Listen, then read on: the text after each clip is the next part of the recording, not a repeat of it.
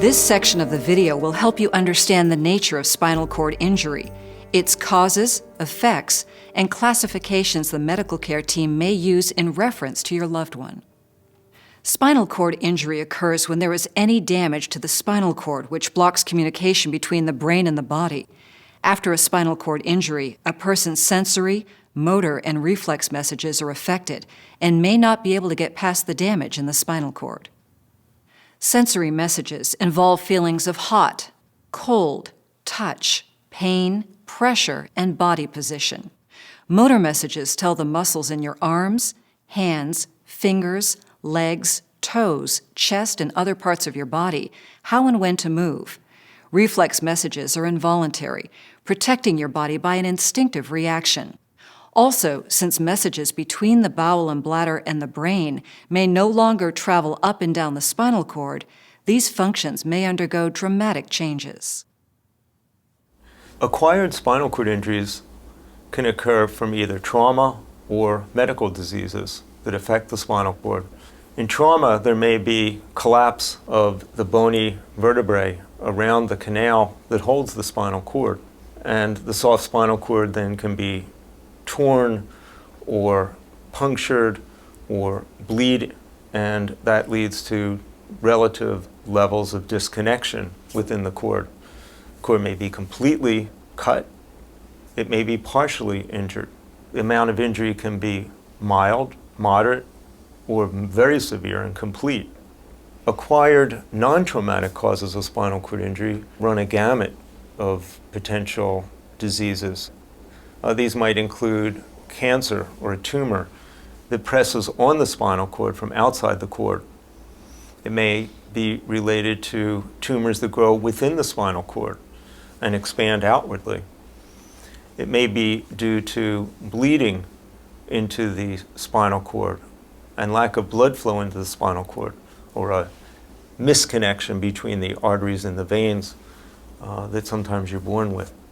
There also are diseases like multiple sclerosis that can affect the spinal cord, or viral illnesses that can lead to inflammation in the spinal cord.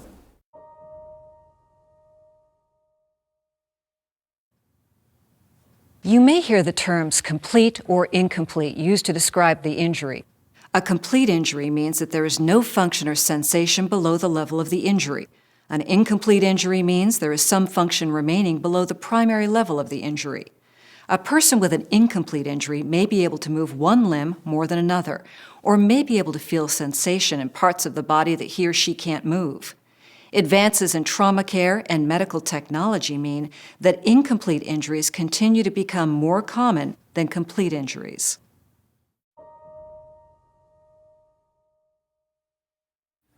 The most common causes of spinal cord injury are from some type of trauma or disease.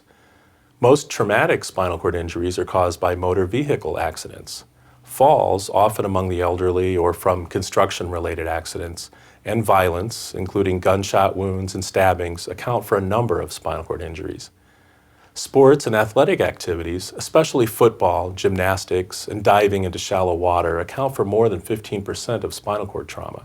Diseases such as cancer, arthritis, osteoporosis, and inflammation of the spinal cord are also common causes of spinal cord injury, and these are classified as non-traumatic.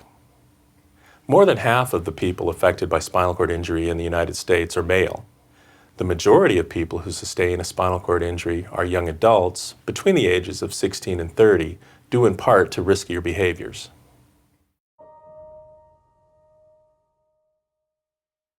The effects of spinal cord injury vary depending upon the patient's level of injury. In general, though, they affect a person physically and emotionally. We'll discuss in more detail the various levels of injury in Chapter 5. Next, we want to introduce some terms you may hear during the trauma care stay. The first term is paralysis, or loss of motion. Paralysis is a partial or complete loss of function, especially when involving the motion or sensation in a part of the body. Keep in mind that some people with spinal cord injury do see varying amounts of return in function as time progresses. Paraplegia does not affect the arms, but typically affects the trunk and both legs. This is usually a result of injuries in the thoracic and lumbar levels. This type of paralysis can affect all or part of the trunk, legs, and pelvic organs, depending on the specific level of injury. Tetraplegia, also called quadriplegia, refers to paralysis from approximately the neck down. Tetraplegia results from injury to the spinal cord in the neck and is associated with total or partial loss of functions in both arms and legs. This type of paralysis means arms, trunk, legs, and pelvic organs are all affected by the spinal cord injury. People with quadriplegia may have weak control or no control of their lungs and breathing muscles. They may need specific help with coughing and breathing, and in some high-level injuries may need a ventilator to breathe.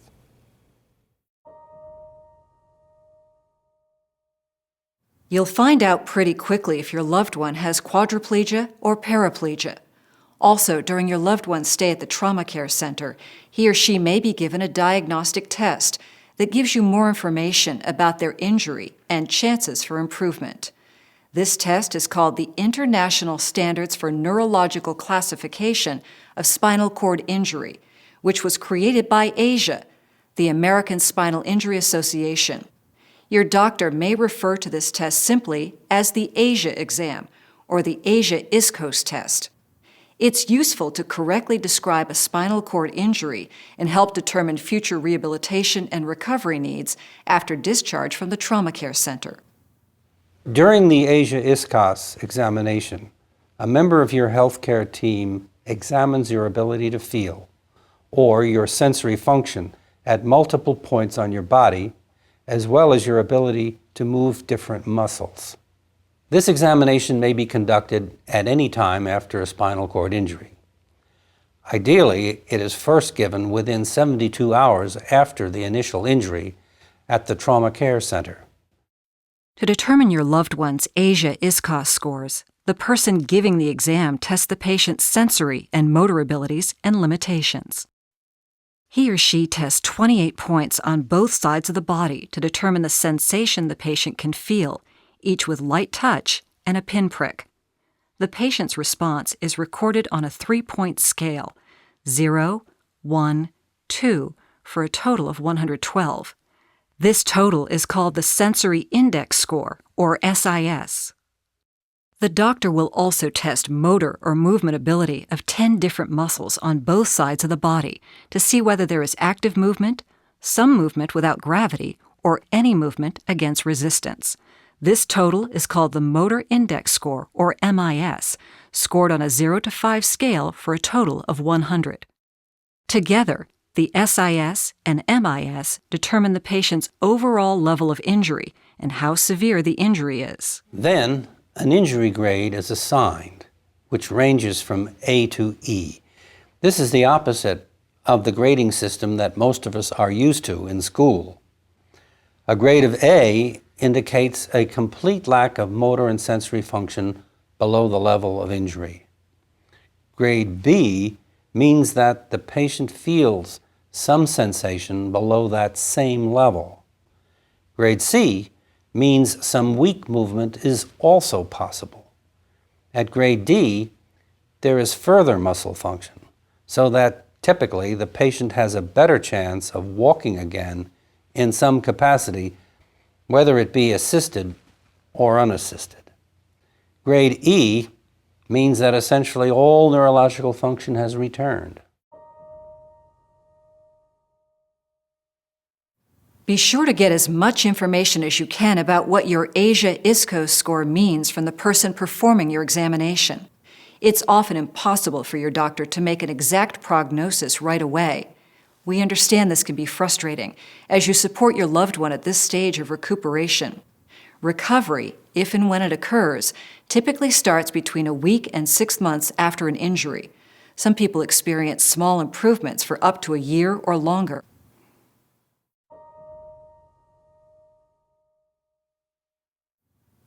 Beyond the major impairments of your loved one's spinal cord injury, there are a number of other effects that he or she may experience. They may include limited loss of movement in specific parts of the body, and loss of sensation and ability to feel pain, heat, cold, and touch in the affected areas. Some patients may report unusual or hypersensitive sensations. They may feel pain in a part of the body where they cannot feel anything else. Injuries to the spinal segments may affect the patient's control of bowel movements and urination. Patients without full control of their bowel or bladder should start a program during their hospital stay to train the bowel and bladder to empty at certain times and help avoid unwanted accidents. Persons with spinal cord injury may experience exaggerated reflex actions or spasms, which are involuntary movements of a body part. These can often be controlled or reduced with physical therapy and medications. Sexuality may be affected by spinal cord injury. Men may notice changes in erection, ejaculation, and sperm count, and may experience reduced fertility. Women may notice changes in lubrication, but there are no changes in the ability to become pregnant. There are resources available to help patients regain and maintain healthy sexuality and fertility. Some patients feel intense pain or stinging sensation caused by damage to the nerve fibers in the spinal cord. This can be treated with medication and therapy. At this time, we'll move on to Chapter 4.